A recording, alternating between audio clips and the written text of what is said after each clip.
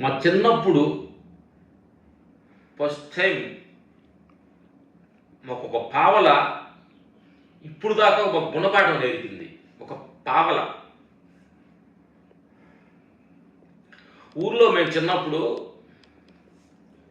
ఉన్నప్పుడు మా పక్కటి పిల్లోడు ఆడుకుంటూ వాడి చేతిలో ఒక పావల కింద పడేసాడు. ఆ పావల కింద పడింది, మేము చూసాము. వాళ్ళ అమ్మ నాన్నలు అందరూ ఎదుగుతారు కాబట్టి నా పావలని నేను తీసుకున్నాను. వాళ్ళ అమ్మ వచ్చి ఇక్కడ పిల్లోడు డబ్బులు పడేసాడని ఎదుగుతున్నారు. అది నాకు అర్థం అవుతుంది, నా దగ్గర ఉందని చెప్పలా. ఆ డబ్బులు వెళ్ళి ఆ పావలకి వెళ్ళి నేను చిన్న ఏదో జీడికాయ ఏదో కొనుక్కున్నాను. ఆ తర్వాత ఆవిడ నేను తీసుకున్నదని తెలిసి ఎలాగ తిట్టిందంటే అలాగ తిట్టింది. ఆ తిట్టినప్పుడు చూసిన బాధ అనిపించింది.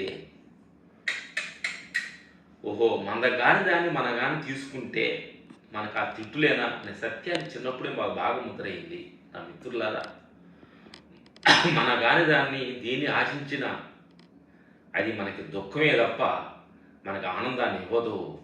నువ్వు సంపాదించుకున్న 5 పైసలు చాలు, నీ సంపాదించుకున్నది ఏం లేకపోయినా చాలు, కానీ ఆనందమే తప్ప ఇంకో దానికోసం ఆశపడి నువ్వు దుఃఖానికి గురవద్దని సత్యాన్ని మేము చిన్నప్పుడే ఈ జ్ఞానం మాకు నేర్పింది. ఆ పావల సత్యాన్ని చెప్తూ సెలవు తీసుకున్నాం. Thank you.